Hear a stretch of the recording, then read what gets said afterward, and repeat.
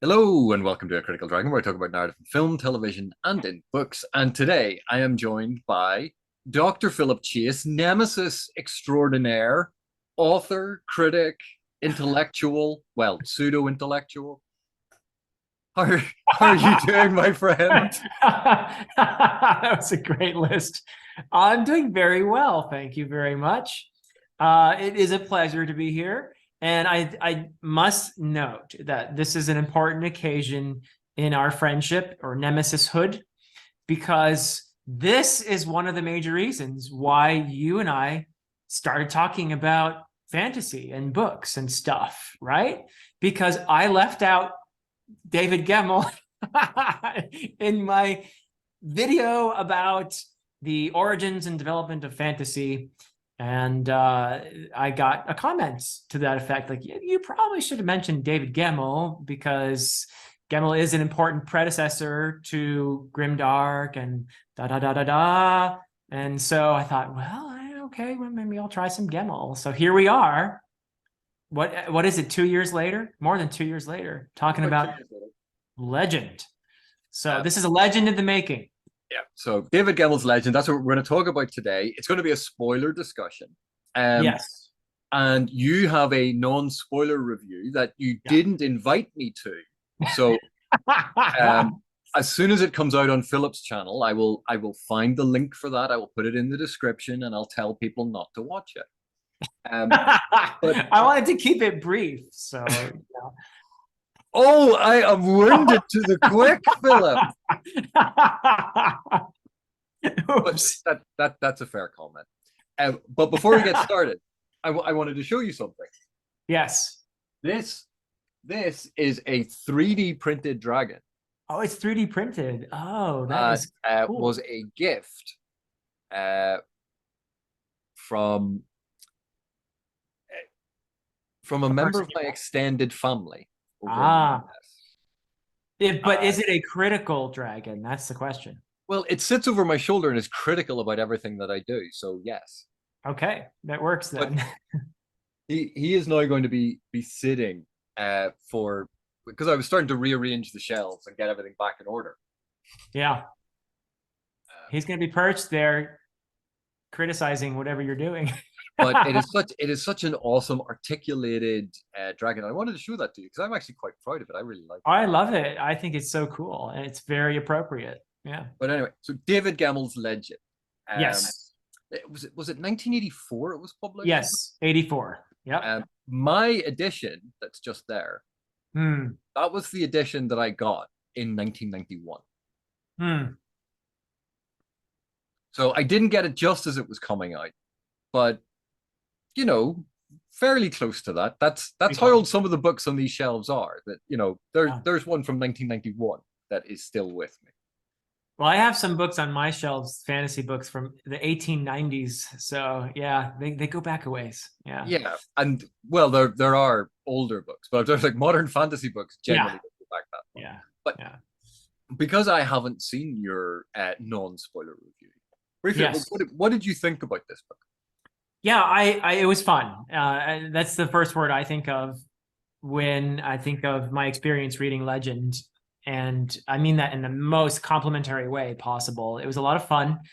It was a great example of, I can see where Gemmell is definitely a major influence on a lot of the writers that I enjoy reading today. Like John Gwynne, and I think maybe Mark Lawrence. I'm not sure if he's mentioned Gemmell as an influence, but I would not be surprised. Joe Abercrombie, I can see probable Gemmell influence in a lot of them. It's a lot of fun, great action, great dialogue. I didn't expect it to be as humorous as it actually is, so that was fun. Legend particularly is got this sort of 80s cheese vibe going to it. That was kind of In places. in places, which I kind of, it's nostalgic for me. So I actually enjoyed that aspect of it. So for the most part, yeah, really great stuff. And this particularly as a kind of a siege story works really well as a tight, action-packed kind of narrative. There are a couple things about it that we'll talk about, I'm sure, that Yeah. I There, don't think have aged as well. yeah. But for the most part, it was a fun read for sure. It's what I find. This is one of the few books that I have a bit of difficulty separating my nostalgia, my personal enjoyment, and what it meant to me the first time I read it. Mm, This is one of the books that is really bound up in my past as a fantasy reader, yeah, and because of that, it is more difficult to get that sort of critical separation. But with this read, there are aspects of it that haven't aged as well. Certainly, some of the phrasing about the nadir, how they're right, described, we can get into the discussion of Orientalism.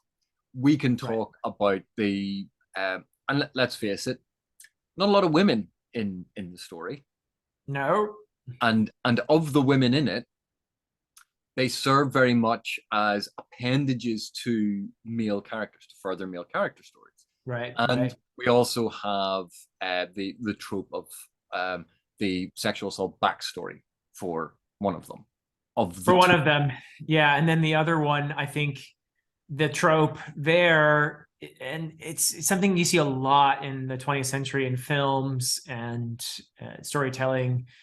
This idea of a very spirited young woman who is put in her place by an older, strong man. And sometimes, and I mentioned this in my review, sometimes even with some physical violence. And that's kind of a definitely, I think, a trope that we've outgrown at this point. And I don't, I'm not saying that Gemmell goes all the way with that sort of thing, but there are shades of that, I think, in Legend. Yeah. Yeah, and again, it is. I know it gets trotted out as an excuse all of the time when people go, "Oh, well, it was a book of its time." And the thing is, Uh, like, we do have to remember this was written, what 30, 40 years ago.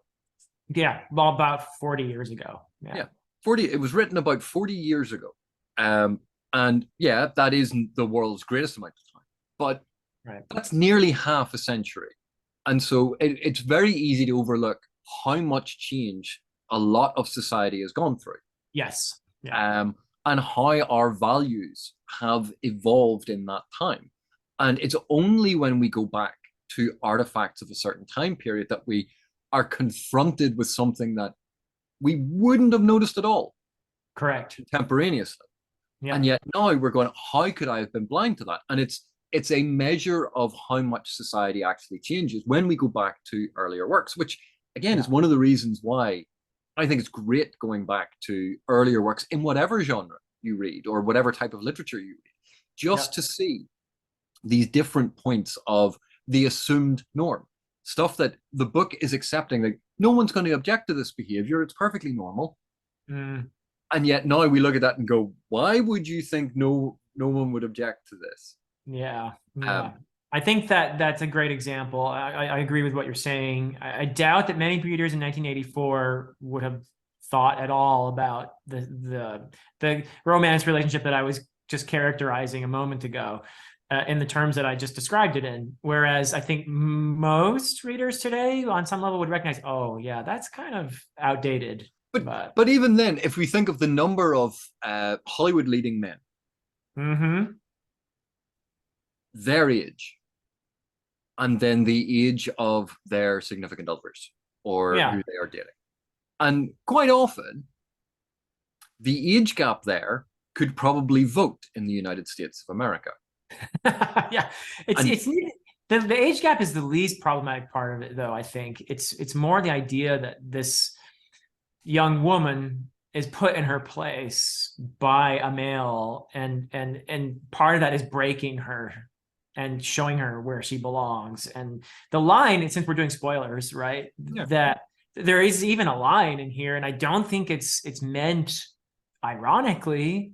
It's maybe even presented as a moment of sort of humor. I'm not sure. You tell me what you think. But it's when Druss tells Virai, obey your husband, woman, right? And did that line not kind of like, stick out but to you? again, weirdly enough, I read that very much as Dross because he is old. He is Yeah. old, cantank. He is the Right. like a he is literally the legend that we're reading about, that we're talking about.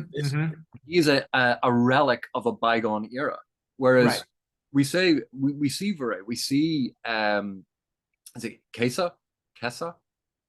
Yeah, Kai. I was saying it as a 3-syllable word, but whatever. Yeah, Kai. You know me and fantasy pronunciations. Yeah, I mean, whatever. Yeah. I'm easier than a two-piece jigsaw. But with both of them, they are a new generation, and Druss actually learns respect for Sesa, or whatever her name is, Yes. the archer, and It turns out to be a serial killer. Yeah.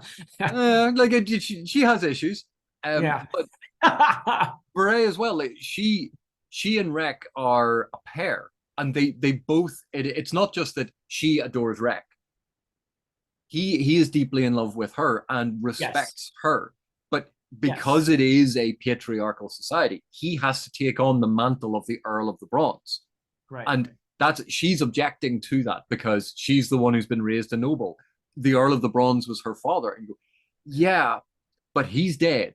Who do you want to be the new Earl? Do you want it to be your husband, or do you want the king to assign someone else? Right. And she's faced with that pragmatic political reality of the world that they live in. Yeah. And so I didn't see it quite so much of, oh yes, women know your place. Go and stand in the kitchen and make me a sandwich. Right. I didn't really see that. I saw that was kind of Druss's attitude, and everyone else was like, Druss, like, it's not really how we do things anymore. But they're not going to argue with it. So it's, by the way, I don't want people to get the wrong idea. Like, there are probably about 2 or 3 things in this book that you kind of look a bit askance at, but the vast majority of it, I think, holds up incredibly well. Exactly. I was just going to say, I mean, let's get the critical stuff out of the way so we can talk about the fun, cool stuff, which is the vast majority of it for me. But I do think there's, I buy your explanation there of Druss being the older generation and all that. I can go with that. But then there's also the scene where Rek, he hits Viray, and as a way of silencing her, and they're mad at each other for a while, and it's made clear to him. I think it's one of the 30 that tells him, look, she's waiting for you to apologize. And he's like, I'm not going to apologize. And then finally it is Viray who goes first and apologizes. And he never really does. So it's kind of, but again, like, as I was pointing out, like, this was written in the 80s. Right. And so think of the action movies, because this is action, adventure, fantasy. Exactly. This almost belongs more in a line with Conan than it does, say, The Lord of the Rings. It's more of that sort of ilk. Yeah. Rather than Lord of the Rings, even though it is ostensibly a secondary world and it does have these different aspects to it. But if you think of the action movies of the late 70s and early 80s, what were we seeing there about the portrayal of masculinity? And that's a lot of what I think we get reflected in this book. This was part of that. But in contrast to, say, The Lord of the Rings, this is why I was describing it almost as proto-Grimdark, because some of the stuff in it is quite brutal. It's matter of fact. It's not the glory of battle. The glory of battle is the very thing that is being deconstructed and broken down. And yet at the end, it still has at its heart the camaraderie that develops in the trenches. And the emotional impact that goes along with that. Absolutely right. Yeah, the camaraderie within the trenches, and even the recognition of a common experience that you share not only with your comrades, but even with the foe, where there are a couple of really great scenes that we can talk about. There's the one that's just between Druss and what's the name of the main baddie in here? Ulrich, yes. Where Ulrich has spread out his picnic or whatever, and Druss begins the ritual saying, I'm a stranger. Can I sit down here? And then he receives him, and they had this very respectful exchange. ending with, I'm gonna kill you. You know that, right? And he's like, yep, go for it. You're So gonna try. you're gonna try. So there's this recognition of, weirdly, because when you're trying to kill this other person, you're trying to negate their humanity, but there's this weird recognition of this common experience that you even share with your foe, and so a kind of respect grows up there as well. And there's a scene at the end where that happens too, between Ulrich and Rek. So I think that's fascinating. Let's talk about that picnic scene for a minute, because I Yeah. think that's really excellent, because it highlights both one is a slight weakness of the text these days, and that is the othering of the Nadir. Right. That they are described very much in terms of the European perspective of the Mongol horde, Right. in exactly the terms that Tolkien referred to in his letter when he was talking about the orcs. Right. And we see descriptions of slant eyes, almond shaped eyes, things Right. that are quite stereotypical. And so while that is the perspective of the narrative, which is situated very, very firmly on the side of the Drenai, Right. what's interesting is Druss in that scene, he's traveled among them, and he said to the others, like, he's not a barbarian. He's not. Right. Ulrich is a smart guy. He's a powerful general. He knows what he's talking about. You guys are underestimating him. Right. And he goes in, he offers the ritual sort of greeting of approaching the camp of an enemy, of another, because Right. the word for stranger is the same for the word for enemy. Right. But he honors that and sits down, and they have a very civilized conversation. And it's not faux, it's not slipping in barbs. It's no, but like Ulrich's going, my job as the warlord in charge of this entire nation, we're going to do exactly what the Drenai did. We're going to expand, and we're going to set up a great empire. Yep. The Drenai have had their time, and they are going to fall, just as they had conquered people before them. And that is something that is explored. And Druss is like, well, you're going to try, and we're going to try and stop you. There is none of the demonizing or otherizing, Right. Creating the monstrous other of the enemy in those moments. It's the narrative itself sometimes does it. It describes them as savages. It describes them as dirty or ugly, or all of those sort of terms that quite often you see being used to describe the orcs in Tolkien. Those terms get used so the reader knows who the bad guy is. But what we see from the actual characters is much more nuanced than that, and much more respectful. I agree. And it's interesting how several of the Drenai, including Druss and Rek, recognize that what the Nadir are doing is exactly what we Drenai did, in forcibly taking over our neighbors. And so there's a recognition of the self in the other there. Yeah. That is, I think, well done. And I think that that's very deliberately explored along with it. And there's depth here. I kept thinking about how humorous and action-packed this story is, but there's some thematic depth too. And I really appreciate that. Not only the idea of recognizing the self in the other, and finding common humanity in the crucible of battle, but also, gosh, there's a lot about mortality in here.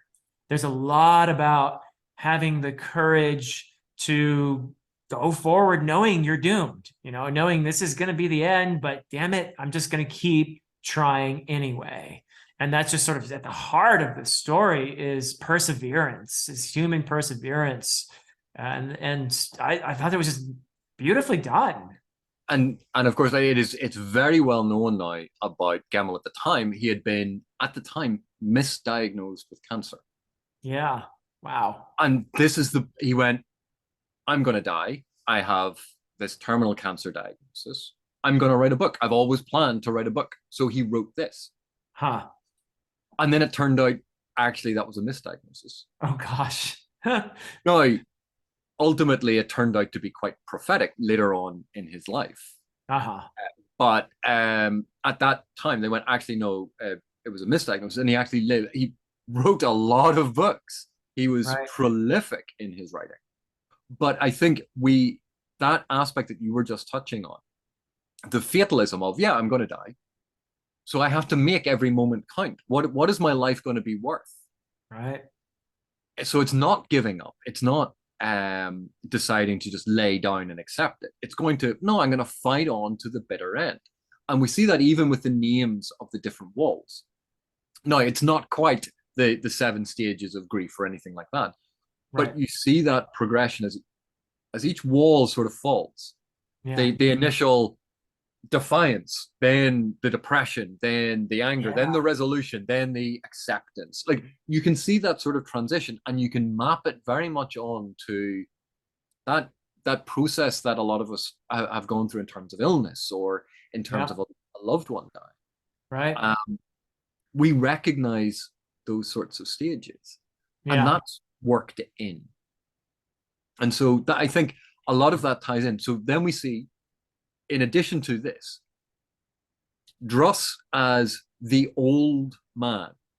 No, he's only in his 60s, Yeah. Yeah. Yeah. but 60s as a great bullish barbarian sort of warrior armed with a giant axe. Yeah. Like he's an older gent, and war is a young man's game. And so we see this is his last hurrah. That he feels death coming for him, and he has spent a life killing other people. That was what he did because he sucked and failed as a farmer. Yeah. Uh, Yeah. but conversely, he was excellent at killing people.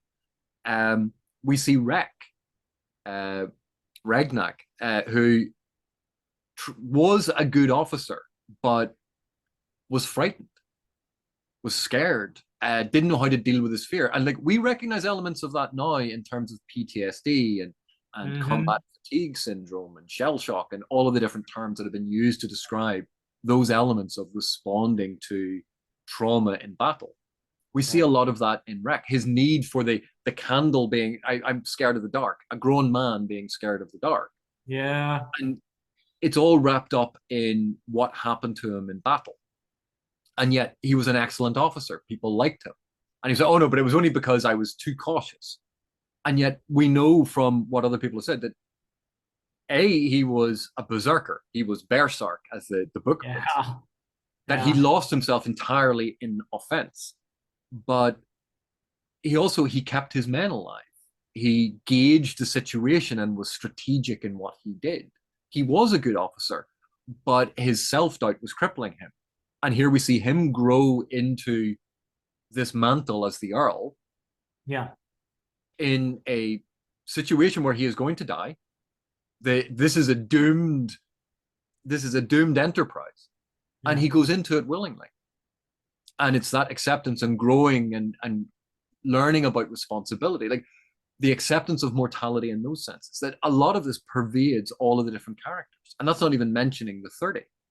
Yeah, I mean, one of the things that Gemmell does really well is he embeds contradictions and conflict within the characters. So you have Druss, who struggles with being Druss the legend versus Druss the human, right?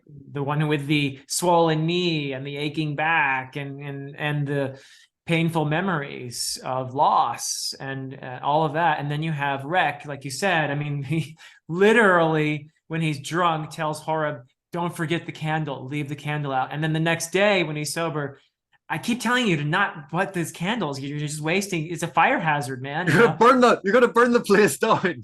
Yeah.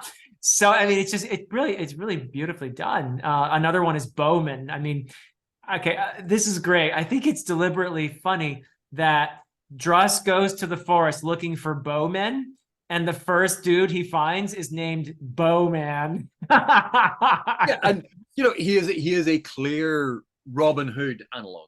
Yeah. They and it's that variant of Robin Hood who the rich noble who absconds to the forest and a life of living free in the forest. It's that version of Robin Hood, Yeah. and that's who he is. He's the witty, sarcastic, sardonic. But before we finish, we have to talk about the epilogue Okay. Yeah. because that is actually quite powerful. But yeah, like so, Bowman is again a contradiction of all of these different, and a, it's going to sound maybe trite, but a celebration of different types of men, different types of these Well, characters. they're tropes, but you know what? A trope is a tool, and Gemmell uses them well, right? And he nails it. And he Yeah. nails the fact that despite their differences, despite all of these, and he is drawing them so sharply in relief Yeah. that they are identifiable. You can't confuse any of these characters for each other because they go, no, no, here is my grumpy veteran. Here is my slightly sarcastic, witty guy. Here is the reluctant hero. Like they are starkly realized, but very well done. Yeah. And it's that bond of them in that crucible of war, in that siege, which only takes up about 1/3 of the book. Uh-huh. Yeah. Yeah. Which, for something like this, in my memory, it was always, oh, the siege lasts forever. It's like, no, it's only the last third. The Huh. first I two was thirds, thinking half in my head, but yeah, there's a lot of build up, a lot of tension, build up, build up, build up, and then the dam bursts, and yeah, that's what grabs your attention, of course. But yeah. but we'll talk about the 30 in a second because I think they Yeah. are one of the best inventions in this.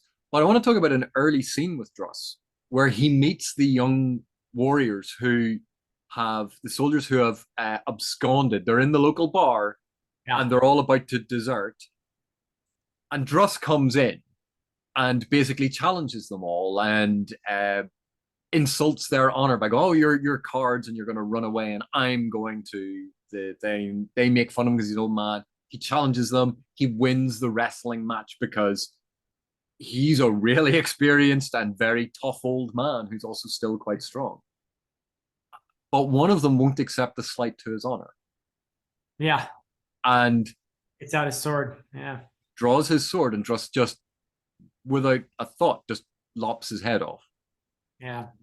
And the great line that shows the sort of the dark humor of it is they all look at him and go, he always wanted to meet Druss the Legend. And one of the guys, well, he finally did. As his Exactly. head is like still lying there. Yeah. Because Druss was his hero. Druss was the one that he wanted to emulate. Yeah. And the conflict then between Druss, again, that legend, who Druss actually is as that warrior. The conflict between the legend, the heroic tale, and the reality of being that in war. And then that being contrasted with the fact that no, he's in his 60s now. Right. The man behind both those variants. Yeah. That he has to live up to the name, but the name also has to live up to this mythic, fictitious past. So there are all of these different levels. It's played for humor. Just going, oh, my arthritic knee, and then going, I'm going to get a horse. I will ride up to where the castle is. Then I'll get off the horse before they can see me, and then I'll walk the rest of the way in because Right. Druss the Legend never Rides rides a horse. Yeah. but his leg Yeah, was sore. There's dark humor underlying so much of it. Yeah. And it reminds me a lot of that soldier's humor that you get in Glencoe, that you get in the Molasses Book of Fallen, that you get in those war stories. That I think Gemmell really tapped into that. It's not the flippant wittiness and going for laughs that say you have in a Marvel superhero movie. No. There's a darker edge to it. It is that trench humor, and that's each time I see this or read this book, I do come back to I think this is proto-Grimdark. This is part of that transition. It is being written at a certain time and place in British history where we had Judge Dredd, where we had Strontium Dog, where the 2000 AD comics that were very dark, very violent. The influences on Frank Miller and The Dark Knight Returns, and that sort of element of much darker, more violent, angrier elements working into fantasy, as opposed to what Tolkien had done with The Lord of the Rings, which has a very different tone. Some of that tone comes from what you mentioned earlier, Gemmell confronting his own mortality.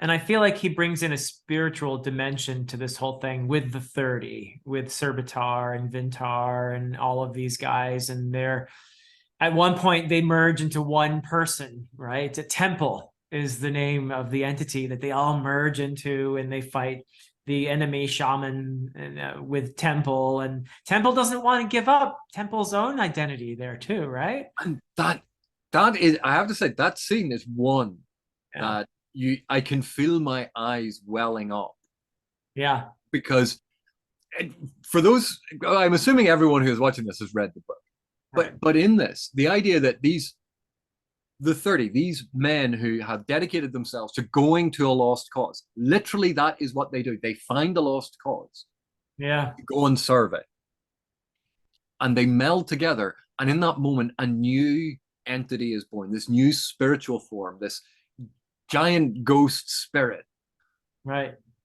But Temple has its own personality, its Own own mind, consciousness. its Yeah. own consciousness, Yeah. and doesn't want to die, realizes how precious life is. And they slowly separate out, and Temple dwindles and dwindles and dies. And Nice. they've reassured her, oh, but part of you is going to live on in us. And you go, that's no good to me, knowing that part of me is going to live on in the world. I want this part of me to live on. Yeah. And again, that it ties into that theme of mortality, the age and life cycles of empires, the age and life cycles of civilizations, the age and life cycles of legends and men. All of it. We see so much of this here. Yeah, and Temple is a mirror image of us in a sense, because Temple loses Temple's individuality. It essentially dies because its constituent parts break up. We become, when we pass away, part of some greater, energy, perhaps, and that is something that is explored in here. So it is very much part of that exploration of mortality in here. I really liked it a lot. I loved that part of it. Interesting too that Servitor manages to bring back Virai at the end, and I wondered what your thoughts on that were. Like, was that satisfying to you to have her resurrected, or however you want to put that? Or is it too much of a pat device there, a little Deus ex machina at the end to give us a little bit of hope, perhaps? Or how did you No, see that? the reason I honestly don't mind it in this book is if it happened every time, oh, I would get sick of it. But Yeah. how many people die in this novel? How many characters that we have grown to know and care about die? Like we just talked about Temple, who is essentially a newborn child, this Yeah. infant, innocent being who is then attacked by the evil shaman spirit, and then is sacrificed for the greater good. We Yeah. get all of those different soldiers on the walls as the story goes on, and there are fewer and fewer and fewer of them because they just start dying off. One person coming back, I don't have the same hang up about it that other people do. It it rewards the hero in the traditional hero sense, because Rek gets the magical object, he gets the title, he gets the castle, he gets the wife, he gets all of the quest rewards. Very much his reward. Yeah. That would be the part that I object to. Uh-huh. But the fact that this is the last mystical gift, because Servitor had been lost in the mists, had seen all of these things, knew what was going to happen. And throughout all of it, the source, the one, the embodiment of good energy in the universe, Yeah. has been trying to guide them and has been asking for all of these sacrifices. And the one guides them to say, just this once, I will do this. Because how else did Rek open the doorway? How else did he touch the armor? How was he able to do that when you had that scene where the armor is there, Rek puts his hand in, but Servitor is sitting on top of the crystal? Yeah. And like it's like a magic trick with an illusionist, where they're running their hands underneath them. So you get a bit of a chosen one element in that. There is, and like all of these things, if it's done well, if it's done engagingly, if it's done entertainingly, like what's the harm? Not everything has to be uber realistic and ultra gritty. Right. It knows it's a story. It is literally playing with those aspects. Yeah. It, Or I actually found um I was I felt similarly to you. Another part where Gemmell does that, I think even more effectively because it feels less contrived, is where Gilad convinces Bregan to leave. Where these two have been forming this incredible bond, and they're both from the same vicinity, and they're both farmers. But Bregan is a good farmer, and Gilad hates it, and he basically says, "No, I want you to leave because it'll make me feel better about this whole thing. If someone like you survives this, it means everything to me that you leave." And that scene was really, I thought, great. That moment between those two, where Bregan doesn't want to leave. He's like, "No, if you're staying, I'm staying." And he's like, "No, it's more important that you leave because otherwise this is meaningless." Right? I thought that was great. What Gemmell did with those two. yeah, and also like, even with the 30, one of them always survives. Yeah. One always survives and is sent to form the next temple. Yeah. And the lesson is it's usually the weakest of them. The one that is the most flawed is the one that is put in charge and then has to go on and form the next 30 because Yeah. they have the most to learn. Yeah. But that's a nice metaphor for the continuance of life, right? Your whatever influence you've had in your life trickles down and it becomes part of the next generation, you know.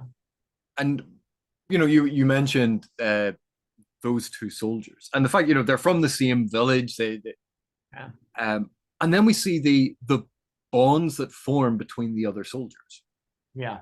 regardless of rank, regardless of background, regardless of if they are noble or a commoner. Um, and we see that breaking down of barriers as we have like the rich noble, the career soldier, and the militia conscript sitting sharing a drink and having a chat and becoming friends. Yeah. And then we watch them die. Yeah. One of the bits of it that has always stuck with me is when Druss is talking about we're going to need stretcher bearers, and he turns to the Yes. Legion commander, the elite troops that they actually have access to, the very limited number of elite troops. He goes, "Who is your best warrior?" And he's like, "Oh, Bar Britain. He's this burly warrior. He's absolutely right. He's going to be in charge of the stretcher bearers." Yep. And they're all like, "What? Yeah. Why are you depriving us of our best warrior?" Because those stretcher bearers are going to be running up and down through combat, armed only with a little knife. They need to feel that they are special. They need to understand the importance of their role. And so this warrior is going to go with them because he's going to do it. We're not Mm. giving this over to the dregs who are left over. This is important. And it was changing the focus of a lot of these things, even the focus on the surgeon and what the surgeon does and how he hates Yeah. Druss. He loathes Druss because Druss represents everything he has spent his life fighting. And yet he takes care of Druss. Yeah. Yeah. And he that it is the complexity and the contradiction in so many of these characters Yeah. that Gemmell effortlessly weaves together. And that isn't common. Oh, it's so brilliant. It's one of the best parts of this. Another scene, that perfectly fits with what you were just describing, that putting all these contradictions together. We talked earlier about the meeting between Druss and Ulrich. How about when Rek and all the others show up at Druss's funeral among the Nadir who are honoring Druss, right? I mean, that is such a great scene. That is just beautifully done. And just as a concept, it's like I kind of knew it was coming, but I thought this is so cool. And you have But all these contradictions together. and it's when they're standing on the bottom and say, "Oh, well, if we're going to do it properly, we should just go down and join their party." It's like, "Oh yeah, okay, Yeah, let's do that." let's do And it. and they walk in, and it's that moment of the stranger walks into the bar, and the record player skips and screeches to a halt, and everyone Yeah. you have that moment, and it's Yeah. we're we're here for Dross, and Ulrich's like, "Well, fair enough," All right. and they obey the rules because they have that moment. No, this is a moment when we're going to do this, and why is Ulrich doing it? Because the champion cheated. He did something completely and utterly dishonest. He couldn't beat Druss in normal combat. He might have been able to, but he used poison on his blade. Yeah. And Ulrich is shamed by that. The Nadir are shamed by that. Yeah. And therefore, recompense has to be made. And it's this feeling of honor of what other people do reflects on us, just as what we do reflects on other people. Like we are part of the society that we represent. And that's why we try not only to do the best for ourselves and for those that we care about, but we always try to do the best, to be the best version of ourselves. And so when we have this whole meeting between them, Ulrich is sizing up who the Earl of the Bronze is. The Earl of the Bronze, Rek, is sizing up who Ulrich is. Right. Ulrich knew Druss, by reputation at least. Like he was familiar with it, just as Druss was familiar with Ulrich. Yeah. But here's this unknown quantity. And it's the curiosity then. Who am I actually facing? Yeah. It's so interesting too how the camaraderie builds up there too. You have Bowman who sits down with some random soldier among the Nadir, and they just start drinking together and sharing stories. And then at the very end, when they think they're all dead, and they're like, "Well, why don't you leave, Bowman?" And he's like, "Well, I told so and so, the guy I met at the feast, that I'd have a drink with him after everything's over." So it's just this wonderful sort of fatalistic, but just meeting that fate with a sense of humor. Good stuff. But a lot of it reminds me of those stories of, like, in World War One, the trenches, when the ceasefire was called, and exactly.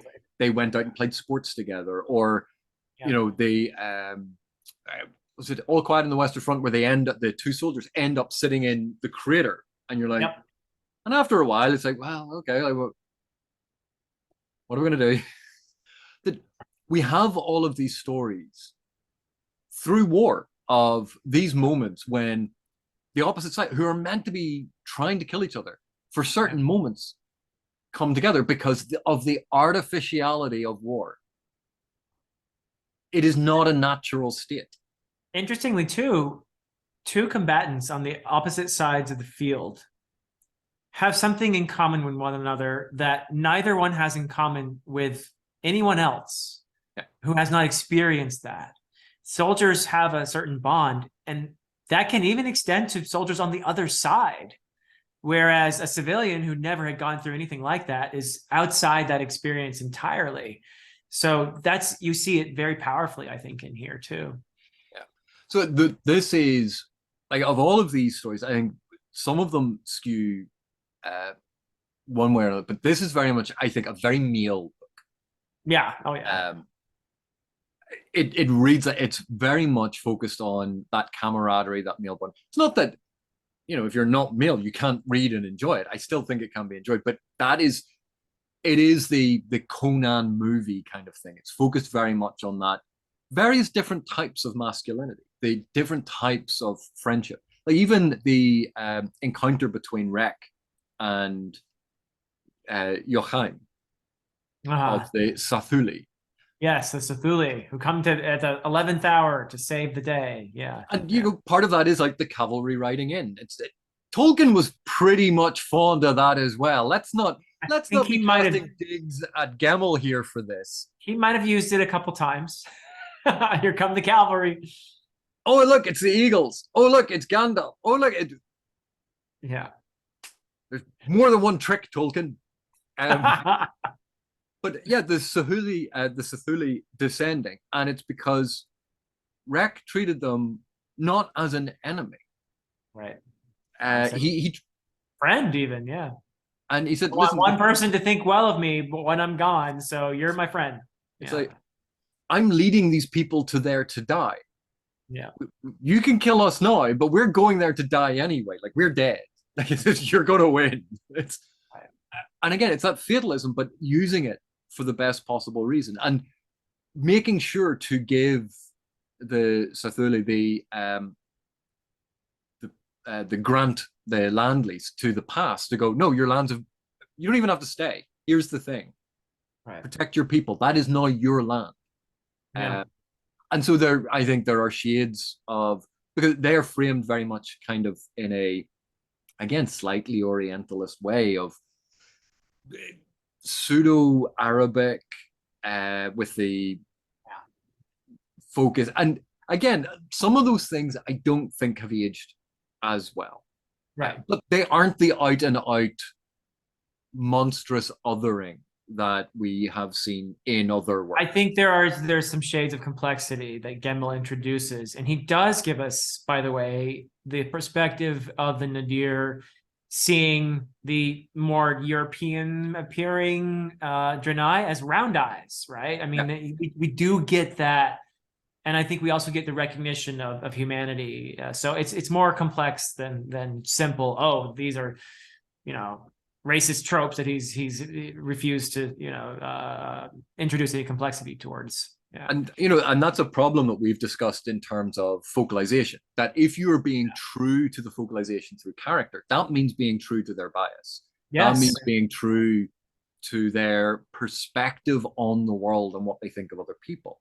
And it is very easy, I think, sometimes to mistake that for authorial bias. And that I would push back on quite a lot and have done it in various things. Because the narrator, the narrative perspective is not the same as the author. Absolutely. But I still think it's only fair to warn people going into this because we are not in the 1980s. And it can be a bit shocking if you're not expecting that. But like the action in this is there's a surprising amount of build-up. Now, there are still minor action set pieces. Oh yeah. In the beginning, but it does build up to that climax of the siege. But even then, the siege is done in, oh, there's a big, we're going to concentrate on an action bit of the battle, and then it's, yeah, this has been going on for several, and it goes into the lull of people talking and doing things in the background. The way that happens in a siege, fighting might be happening on the wall, but you still need to get things done. Yeah.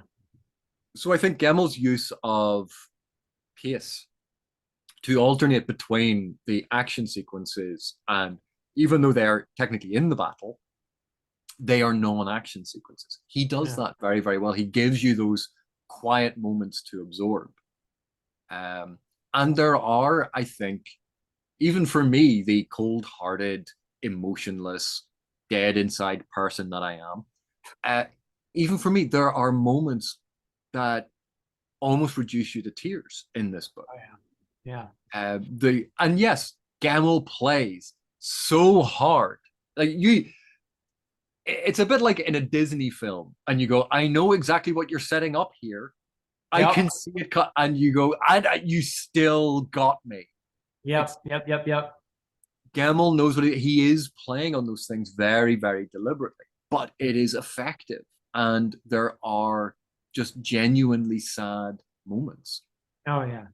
Yeah, because what he's really confronting here is mortality, and I think as readers we experience that along with these characters, and we're reminded of our own losses and then the things that we're going to be facing, and I think that Gemmell does a very effective job of, even though these are very much trope characters, of breathing life into them, and they're vivid. And so it's easy to identify with them, I think, and feel the losses that they feel. So yeah, great stuff. I'm really glad I read this. It was like I said, a fun read, but there's some real stuff to chew on there. Some beautiful reflections. I was surprised too. I mean, the prose is very accessible, which is to say it reads fast. It's not overly complex, but there are some beautiful passages here and there too. There's some really lovely descriptions once in a while. You can tell where he's doing some atmosphere building. So I appreciated that too. Weirdly enough, this is one of the reasons why while I would sometimes use it as a shorthand, journalistic prose, very easy to read. You can follow what's happening. Absolutely fine. Gemmell was a professional journalist. He understood how to write. He understood how to hold the reader's attention. This is the number of times people say the prose doesn't matter. And it is like nails on a chalkboard when I hear people say that, because how it is done is so important. Yeah. And Gemmell understood that. He understood the power of your point of view, how you slant the descriptions, where you put in the longer sections, the slower sections, where you put in the fast sections, where you're losing your audience's interest. where you know that you absolutely have them riveted to the page. How do you hold them there? Yeah. Gemmell knew that because he was an experienced journalist. He knew how to write. Do you think he got better as a writer as he wrote more books? Because there's a little clunkiness, I thought, at least, and this might be a little bit of bias at work here, because it tends to be the case that authors today, more modern authors, will stick with a POV. Even if it's a omniscient or limited and omniscient narrator, will stick with a POV for the duration of a chapter or at least a section. Whereas Gemmell was like, all over the place. Like we would be in one character's perspective and then suddenly shift without really any break or anything. Just suddenly, okay, now I'm in this other character's perspective. It took me a moment to get used to that. But the weird thing is, like, people complain about it. They go, "Oh, it's just head hopping because the author doesn't know what they're doing." And you go, "No, right. Gemmell knew what he was doing. He was No, it was a style of narration that was, I think, more common in that time than it is today. Yeah, it's because, well, for a start, the assumption was that your reader was actually very media literate, that they were very literate and would pick up on, if you switch to another POV, even just in the following paragraph or even mid paragraph, that your reader would catch it. We now have the assumption, I think, sometimes that readers are dumb. And so you go, right, this chapter is from this one POV, everyone. Right. We're just going to stick to that. I don't want to confuse you. Oh, I'm going to change POV here. So let me take a section, and there's going to be a section break, and then I'm going to introduce it, and then there's going to be a big red circle highlighting like who the new POV. Sometimes I think we treat readers today like they are stupid when we're not. But the thing is, because we no longer have that movement between POV as something that happens regularly, right, we're not used to it, so it can trip us up when we go back. Yeah. It certainly wasn't always the case that, oh, you should never do this. That's a more modern rule that has been invented. I think so. Yeah. I mean, if you look back at like Dune, for example, is probably the best known example, or one of the best of head hopping or whatever. You just an omniscient narrator who skips around from different perspectives within the same scene. So, and the thing is, I think that we have learned over time that actually having a point of view from a key perspective, ending that, and then having a different point of view actually provides a more seamless movement around.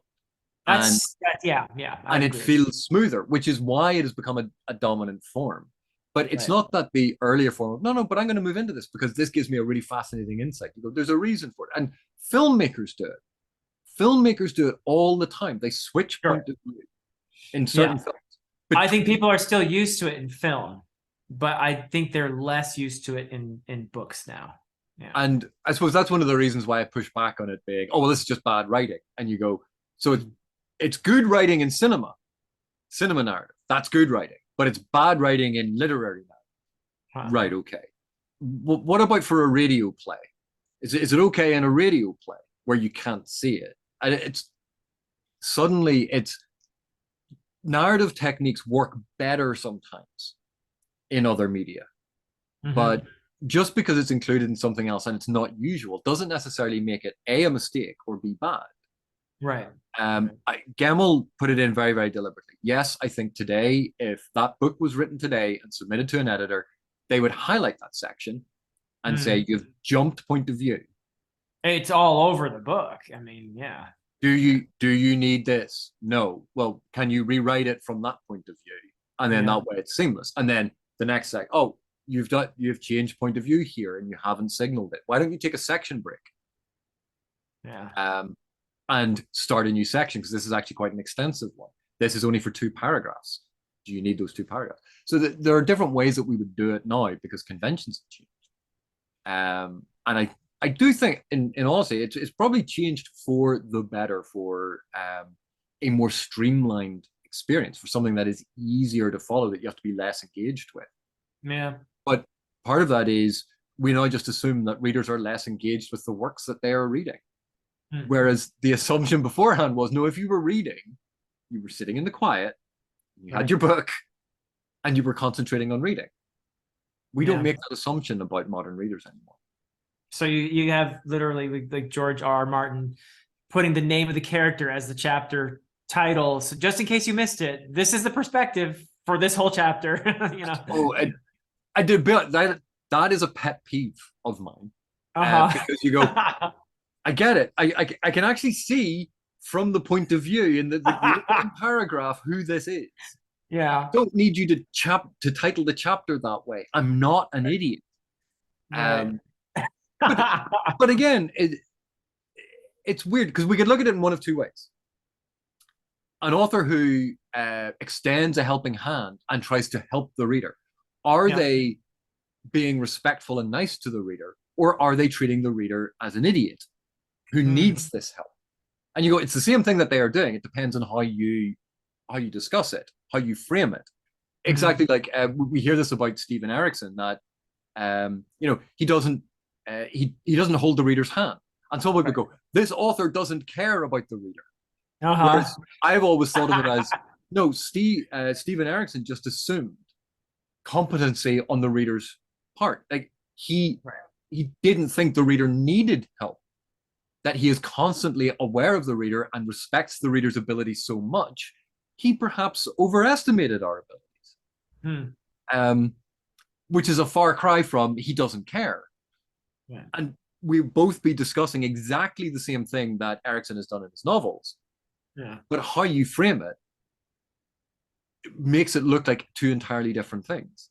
One, he Yeah. doesn't care. The other, he just assumed that you were hyper competent and respected that and didn't want to talk down to you, didn't want to condescend to the reader. That's really respectful of the reader and taking them into consideration. Yeah. But Yeah, because I will admit the first couple times the perspective changed on me. It was like, wait, what? And I had to go back and figure, oh, that's what this, okay, that's what we're doing in this book. Okay, fine. And then I was fine. But it's slightly jarring at first. But whereas when I was reading, I just went, "Oh, he's just switching POV, okay," and yeah, like you just note it and you follow it, and because it's actually it is very well written. In a lot of it is very well written, and you yeah. flow through it so easily that even with these changes of point of view where you don't necessarily expect them, they don't trip you up. Yeah. Um, but so I am glad that you read this, Philip. Yeah, this was great. This was fantastic. And I it's even better that we get a chance to talk about it too. So because I do see it as part of a slightly different tradition than Tolkien. Moorcock, yeah. Gemmell, leading up into Mark Lawrence and Joe Abercrombie and Richard Morgan. George R. R. Martin. Yeah. Well, I was going to say quite a British sort Oh, of more the British flavor side. Yeah. to Yeah. Yeah. fantasy, which Yeah. had always presumed to be so heavily dominated by Tolkien. Mm, Whereas Tolkien's influence, I think, was felt a lot more in the States, along with interesting. the sort of the D&Dification of Tolkien. That those were two major strands in the US. Interesting. Yeah, because writers like Robert Jordan and Terry Brooks are American, right? And they definitely much more consciously, at least in the beginnings of their most famous series, are much more consciously doing modeling what they were doing off of Tolkien. Yeah. Yeah. So I mean, there are lots of different strands to fantasy, and I think Gemmell kind of stands out as something quite distinct to the Tolkien tradition. Yeah. Distinct to D&D, distinct to a lot of these, and it's more in that sort of Moorcockian vein, but with less horror. It's not there are small horror elements in it, but is much less horror tinged than I think Moorcock stuff comes across. Uh-huh. And so, I really think that he's a great exemplar of this tradition that I think Grimdark really truly arises out of. Huh. Yeah. Would it convince you to read, not necessarily straight away, but other books by Gemmell? Definitely. Yeah. Yeah. Oh yeah. I can't wait to read more. Gemmell. Yeah, for sure. I want to see how much better he gets too as he progresses as a writer, because it's really not fair to judge a writer by their first book. So Which I think you're going to say now in every single interview until your book is released. yeah. Always remember. Yeah. But before we finish up, I wanted to talk about the epilogue. Yes, yes, the epilogue. Yeah. And the reason this sticks out is because you have that climax, you have the denouement, you have the falling action. Everything is resolved, and we get that sort of the ending of, and they almost like they lived happily ever after. Dot dot dot. Well, at least those that survive. Yeah. But then we get the epilogue, and it sort of details some good things and some bad things. Right. Because yes, Rec and Variety, they bring Rec's adopted father, who he had rescued, who we saw at the very beginning, the inn owner, Orb. Yeah. or to take over the inn that the trader had owned. Yeah. And so setting up this new life. He's the Earl. He's brought his friends with him. The importance of family, and that's there. But we Yeah. also, and we get these moments of certain other characters, and this is what happened to them. So Oren, who went from the prissy sort of horrible noble officer that we all hear about, That and was then a we neat realize, development. Yeah. but Yeah. his arc of where you go, well, actually, he's not that. He's not doing it deliberately. He is in over his head. He doesn't know what to do. He is scrambling. Right. And then we see where he swallows his pride, earns the respect of the men, Yeah. and goes through this entire journey. And at the end, resigns, from it, goes back to Drenai, and it doesn't work out for him. But he learns to be his own man. Yeah. And it's such a fascinating journey for him, because he so easily could have been the arrogant, pompous, well, I'm the Oh, noble. that's what I thought he was going to be. And then I was really delightfully surprised by what Gemmell decided to do with that character. And that scene when he's running the race and he's in last place, and finally Glad comes back and tries to help him, and he almost gets into second to last, or that's good stuff. I really like that arc. Yeah. But we see what happens with Ulrich. Yes, And he it fails. parallels very much Alexander. Yes, yes, yeah, yeah. I mean, the vast potential, or you could even say what happened with the Attila, or any number of these great leaders who have led these, or Genghis Khan. They've had these incredible successful military campaigns. They've swallowed up huge territories, but it doesn't outlive them because nobody capable takes over. So seeing all of that collapse, and again, it's the personal ambition. And what was the thing that Druss had warned at the very, very beginning? You can't know the future. You don't know if someone's going to fall off their horse and die. Yeah. And we actually see that pay off in the end. Yeah. Very like, what was it, William the Conqueror? Fractured his coccyx, and that ultimately led to his death, didn't it? Let's see. Well, there was a Viking king, Harold Bluetooth, I believe that happened to, who fell off his horse and died that way after a few days. Maybe, I think. Anyway. But the vagaries of fate, that you can't, even if all is lost, how do you know? Because you don't know what's going to happen the next day. Yeah. And then Bowman, the archer, the outlaw, and he was, oh no, I went to Vagria so I could help fight Ulrich and the Nadir, and he never came back. He never came back, and that's it. And do you mean he never came back in that he just stayed, or he never came back anywhere? Right. And it's left ambiguous. It drifts off. I think in my copy it's actually an ellipsis. Mine's not. It just says he did not return. No, he did not return. But it was. I thought this was really, because we don't really see this anymore. We don't see that little one-page summary at the end. This is what happened to everyone. Yeah, yeah. And I had completely forgotten that it was here. Ah, okay. And I went, oh, I'd forgotten this. And it's this little epilogue where and this is what happened to so-and-so, and then this happened to them. And now you know what happened to everyone. But I think what Gemmell did was, as much as we're satisfied by the threads that get tied up neatly with, Rek and Virai having 5 kids and, blah, blah, blah. But ending it on Bowman, he never returned, introduces a little bit of it that upsets the, oh, nice pat ending that we were just about to be given here. So I like that. I like that we get some ambiguity preserved there. But the other last thing I wanted to mention about this is, do you remember all of those films that had these big ensemble casts? And then the film would end, and then there was this epilogue thing that told you what happened to each of them after the events of the movies. This is what we are seeing here, and it is an artifact of a bygone narrative era. Yeah. And yet it's something I wish more people would bring back. I genuinely enjoy it, but it doesn't lend itself to a series then, does it? Because you go, well, I know what happened to them. I don't need to read the next book. Well, I was wondering about that because I thought this was the beginning of a series, but it really could be read as a standalone. Oh, a lot of these, they are standalones. Yeah, okay. They are standalones that fit into the history of a world. Okay, yeah. But, unless he does prequels, certain characters are not coming back. So I'm assuming there are some prequel stories. Yeah, there are books about the early life of Druss. Okay, yeah. When that's the obvious one. And when people talk about, oh well, there's no tension because the character has plot armor.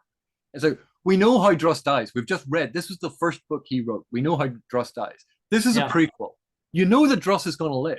The interest is, how is he going to live? What is it going to cost? What does he have to sacrifice? What do his friends and comrades have to sacrifice? That's where the tension is, not whether he lives or dies. That's not the area of tension. There are other ways to build tension.